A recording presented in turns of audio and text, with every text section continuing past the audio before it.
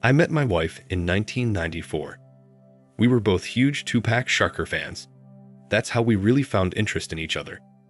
My family or hers had no interest in rap music and preferred things like classical, country, and jazz. My wife and I met at a Tupac Shakur concert here in Milwaukee, exactly a little over 29 years from now. We were right next to each other and talked the whole night between sets. Before we left, we exchanged pager numbers. She also gave me her dorm room phone number as well. We had to share a phone in our dorm, the entire dorm hall. I bring up where we met because I should have had an idea of the type of girl she was then. So women were invited on the stage to dance. This set was someone else.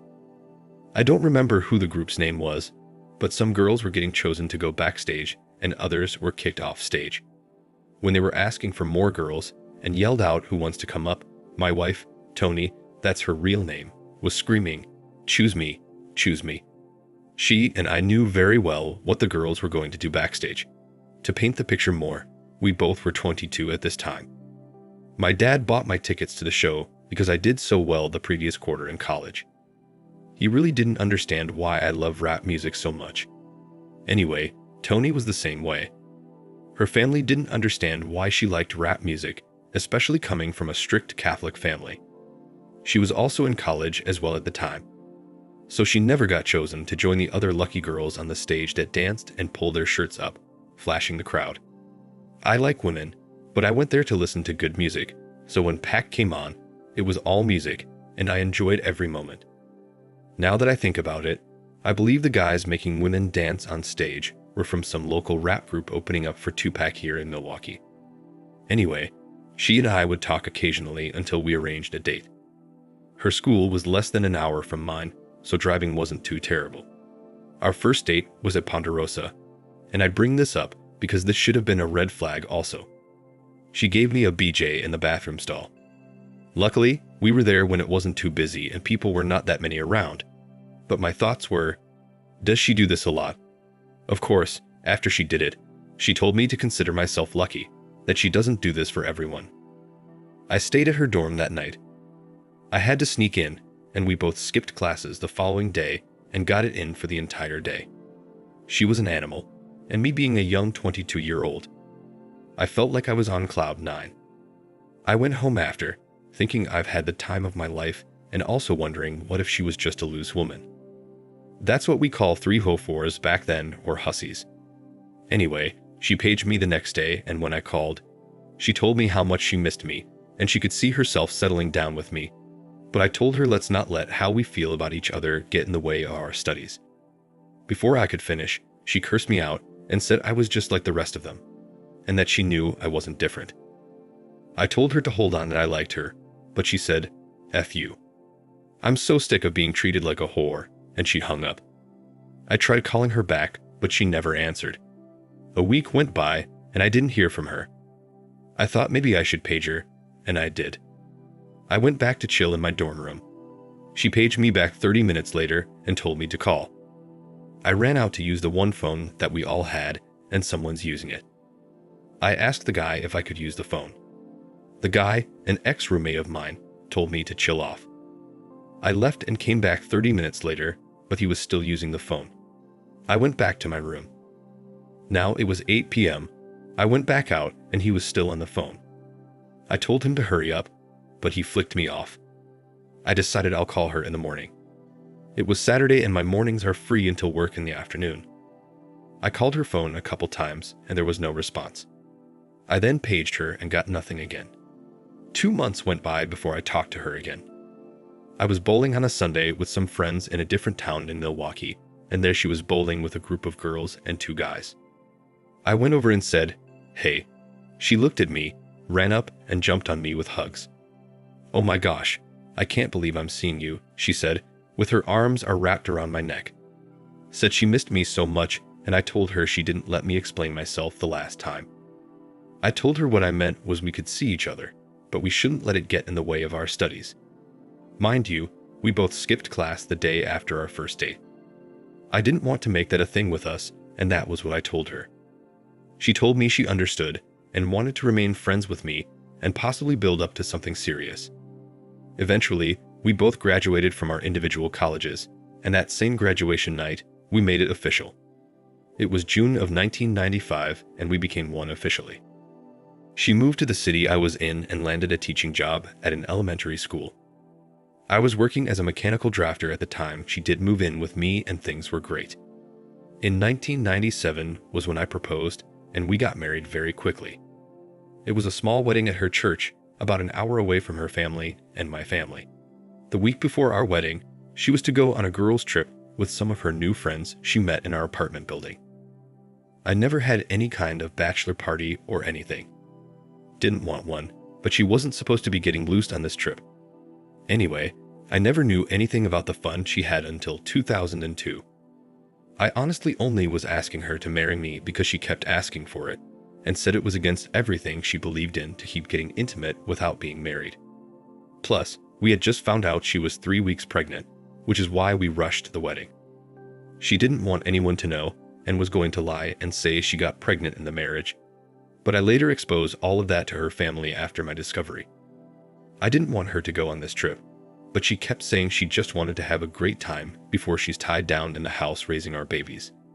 And her exact words were, "I'm not going to sleep with anyone or drink at all. I just want to party and dance with my girls, that's it." I said it was okay, cool.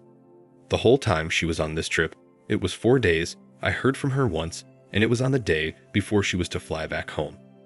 When you speak of gut feelings, I swear to you, not only was it just a gut feeling, I was sick to my stomach the entire time she was gone.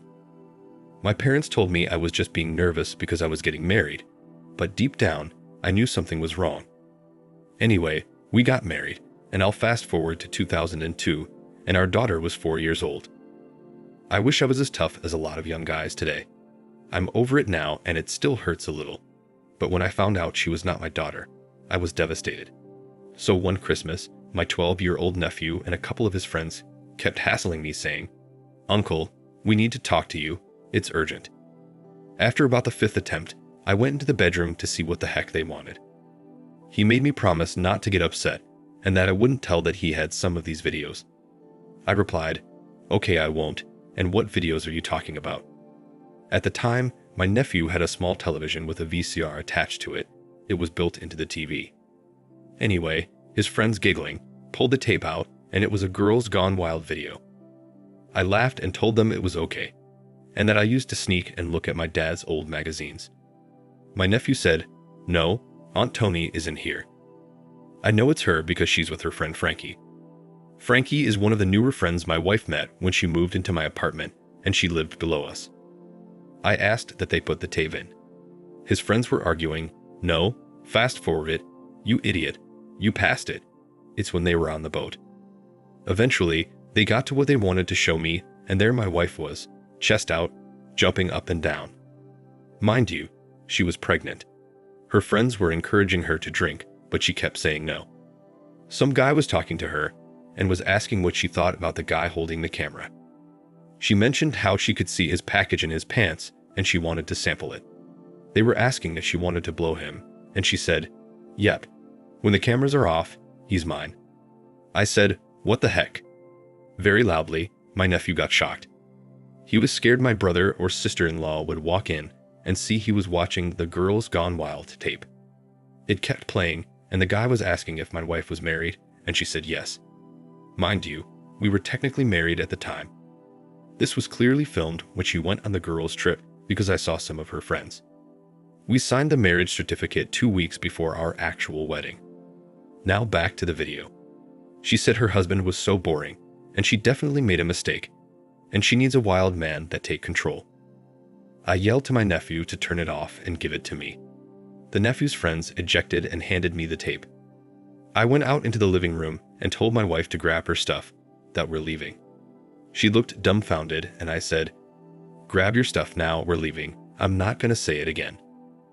I apologized to my family, grabbed a little girl I thought was mine at the time, and we left. We got in the car. I told her what I had in my hand, and she acted as if she had no idea what I was talking about, that she'd never heard of such a thing, and of course, she wouldn't be in a video acting like that. Funny how halfway home she grabbed the tape and tossed it out of the window.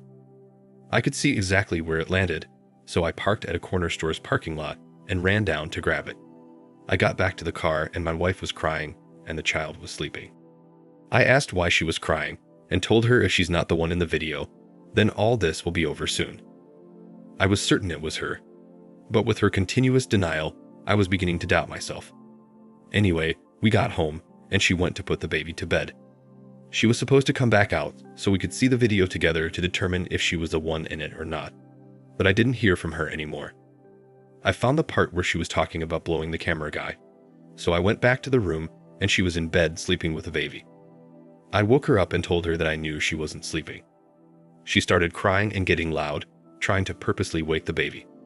I told her to watch the tape with me so we can prove she was not the one in it so this all could be over, and that if she doesn't come out, I will be filing for divorce.